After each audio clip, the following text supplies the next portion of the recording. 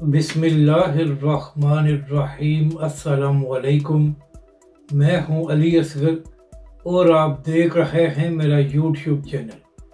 तहरीक लब्बैक पाकिस्तान का अगला लाएअमल बरा ऐलान, जबकि दूसरी जानब मुतनाज़ा चीफ जस्टिस काजी फ़ाइज़ ईसा की छुट्टी। इस वीडियो में हम इसी के मुतालिक बात करेंगे, मगर इससे पहले नाज़रीन कराम, अगर आपने अभी तक हमारे इस चैनल को सब्सक्राइब नहीं किया तो सब्सक्राइब कर लें ताकि आप हमारी मज़ीद वीडियोस को भी देख सकें। और अगर नाज़रीन कराम आपको ये वीडियो अच्छी लगे तो इसे लाइक और शेयर ज़रूर करें और कमेंट्स के ज़रिए अपनी राय का भी इजहार करें। तो नाज़रीन कराम, इमरान खान साहब को 1 साल से ज़ायद जेल में हो गया है और इस दौरान पीटीआई की जानब से बड़े बड़े ऐलान और बड़े बड़े दावे किए गए कि हम एक बड़ी तहरीक चलाएंगे और इमरान खान को रिहा करके ही वापस आएंगे। मगर नाज़रीन कराम, पीटीआई बड़े बड़े दावे तो करती रही है, मगर अभी तक पीटीआई इमरान खान के लिए कोई बड़ी तहरीक चलाने में कामयाब नहीं हो सकी। यहाँ तक कि अली मीर गंडापुर साहब ने भी बड़ी बड़ी बरकें मारी थी और बड़े बड़े दावे किए थे, लेकिन वो भी डी चौक नहीं पहुंच सके। हालांकि उनके कारकुन 3 दिन तक पुलिस की मार खाते रहे। जबकि दूसरी जानब तहरीक लब्बैक पाकिस्तान एक ऐसी जमात है जो एक दिन के नोटिस पर पूरे मुल्क में प्रोटेस्ट कर सकती है। तो नाज़रीन कराम, मामला ये है कि 2 दिन पहले फ़लस्तीन की जानब से एक ख़त सामने आया, जहां पर तहरीक लब्बैक और हाफ़िज़ साद हुसैन रिज़वी से ये रिक्वेस्ट की गई कि 25 अक्टूबर को तहरीक लब्बैक पाकिस्तान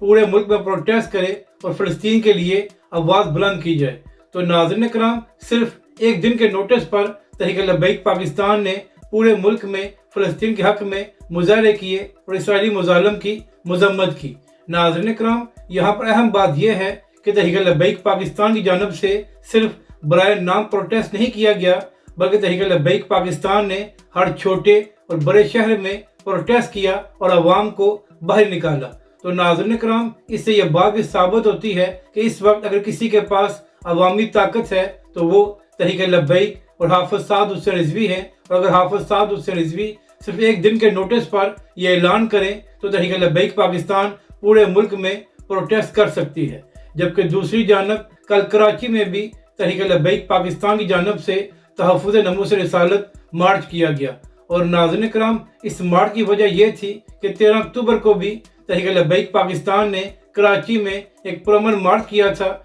जहाँ पर तहरीक लब्बैक पाकिस्तान के एक कारकुन को शहीद कर दिया गया था। और उसके बाद तहरीक लब्बैक कराची के अमीर मुफ्ती कासिम फ़खरी साहब और तहरीक लब्बैक पाकिस्तान के दीगर कारकुनों और रहनुमाओं को भी सिंध पुलिस ने गिरफ्तार किया हुआ है। तो इसी हवाले से कल जो तहरीक लब्बैक पाकिस्तान ने कराची में पुरअमन प्रोटेस्ट किया, तो वहाँ पर तहरीक लब्बैक पाकिस्तान की जानब से ये ऐलान किया गया कि फौरी तौर पर हुकूमत तहरीक लब्बैक पाकिस्तान के कारकुनों और रहनुमाओं और ख़ास तौर पर मुफ्ती कासिम फ़खरी साहब को रिहा करे, वरना तहरीक लब्बैक पाकिस्तान पूरे मुल्क में प्रोटेस्ट करेगी और फिर हुकूमत तहरीक लब्बैक पाकिस्तान का रास्ता नहीं रोक सकेगी। इसके साथ साथ तहरीक लब्बैक पाकिस्तान के कायदीन ने कराची में खिताब करते हुए ये भी कहा कि हम तंजीमात अहले सुन्नत और बड़े बड़े उलमा कराम और बड़े बड़े पिराने कराम से ये भी गुजारिश करते हैं कि आखिर क्या वजह है कि तहरीक लब्बैक पाकिस्तान के एक कारकुन को शहीद कर दिया गया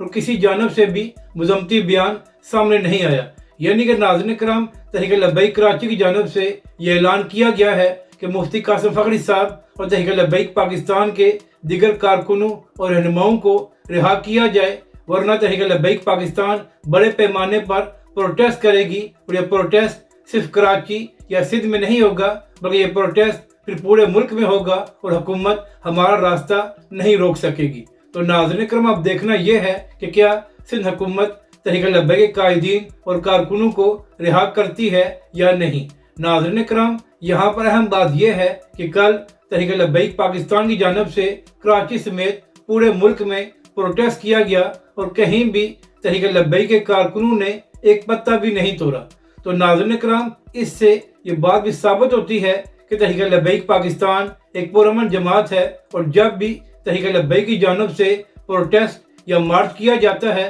तो हमेशा ही तहरीक लब्बैक के कारकुन पुरअमन होते हैं। حالات اس وقت خراب ہوتے ہیں جب انتظامیہ اور پولیس حالات کو خراب کرنے کے لیے تحریک لبیک پاکستان کے پرامن کارکنوں پر شیلنگ کرتی ہے۔ اور ناظرین کرام، یہاں پر اچھی بات یہ ہے کہ کل سندھ حکومت کی جانب سے تحریک لبیک کے کارکنوں کا راستہ نہیں روکا گیا، تو اگر ناظرین کرام اسی طرح 13 اکتوبر کو بھی تحریک لبیک پاکستان کا راستہ نہ روکا جاتا اور تحریک لبیک پاکستان کے پرامن کارکنوں پر شیلنگ نہ کی جاتی تو حالات خراب نہ ہوتے۔ اب بات کرتے ہیں چیف جسٹس قاضی فائز عیسیٰ کی۔ تو ناظرین کرام، جب قاضی فائز عیسیٰ صاحب چیف جسٹس بننے والے تھے تو بہت سی جماعتوں کی جانب سے یہ رولا ڈالا گیا تھا کہ اب قاضی صاحب بڑے آئینی اور قانونی فیصلے کریں گے اور یہ پاکستان کی تاریخ کے سب سے اچھے چیف جسٹس ثابت ہوں گے۔ تو ناظرین کرام، جیسے ہی قاضی فائز عیسیٰ صاحب چیف جسٹس بنے تو اس کے بعد انہوں نے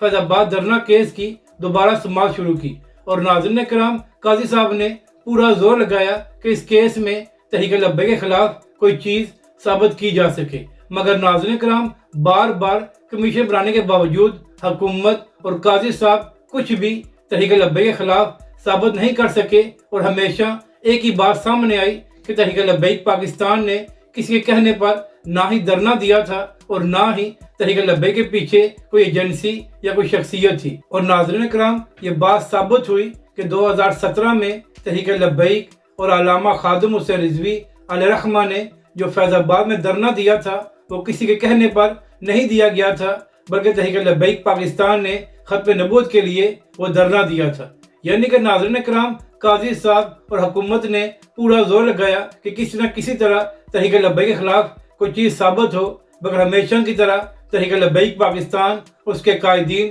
سرخرو ہوئے۔ تو ناظرین کرام، قاضی صاحب تحریک لبیک کے خلاف تو کوئی چیز ثابت نہیں کر سکے، مگر خود ہی متنازع ہو کر ریٹائر ہو گئے ہیں۔ ناظرین کرام، انتخابات سے چند دن پہلے قاضی فائز عیسیٰ اور دیگر ججز کی جانب سے پی ٹی آئی سے بلے کا انتخابی نشان واپس لے لیا گیا، جس سے پی ٹی آئی کو بڑا سیاسی نقصان ہوا۔ یہی وجہ ہے کہ پی ٹی آئی اور عمران خان صاحب کا یہ موقف ہے کہ قاضی فائز عیسیٰ صاحب نے ایسے فیصلے دیے جس سے پی ٹی آئی اور عمران خان صاحب کو نقصان ہوا۔ اس کے بعد قاضی فائز عیسیٰ اور دیگر 2 ججز نے مبارک ثانی کیس کے حوالے سے بھی ایک متنازع فیصلہ دیا، جس کے بعد تمام سیاسی جماعتوں اور تمام مذہبی جماعتوں نے اس فیصلے کو متنازع اور غیر آئینی کہا اور سپریم کورٹ سے مطالبہ کیا کہ اس فیصلے کو واپس کیا جائے۔ اور پھر بالآخر جب 22 اگست کو مبارک ثانی کیس کی سماعت ہوئی تو اس میں قاضی فائز عیسیٰ نے یہ اعلان کیا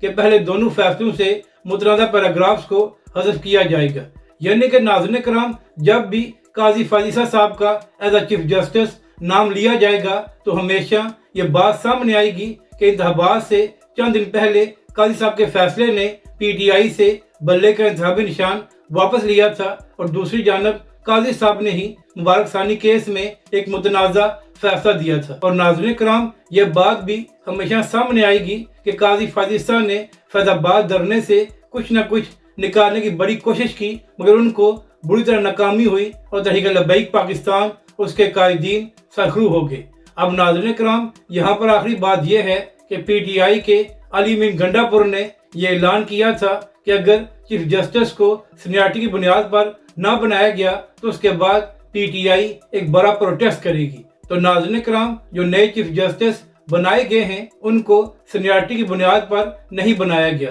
تو اب دیکھنا یہ ہے کہ کیا علی امین گنڈا پور صاحب اور پی ٹی آئی کو بڑا پروٹیسٹ کرتی ہے یا نہیں۔ جبکہ دوسری جانب پی ٹی آئی کے حوالے سے یہ بھی اچھی خبر سامنے آئی ہے کہ عمران خان کی بہن علیمہ خان صاحبہ کو بھی رہا کر دیا گیا ہے۔ یعنی کہ ناظرین کرام، چند دن پہلے بشرا بی بی کو رہا کیا گیا تھا اور اب علیمہ خان صاحبہ کو بھی رہائی مل گئی ہے۔ اگر آپ کو یہ ویڈیو اچھی لگے تو اسے لائک اور شیئر ضرور کریں اور ہمارے اس چینل کو بھی سبسکرائب کریں۔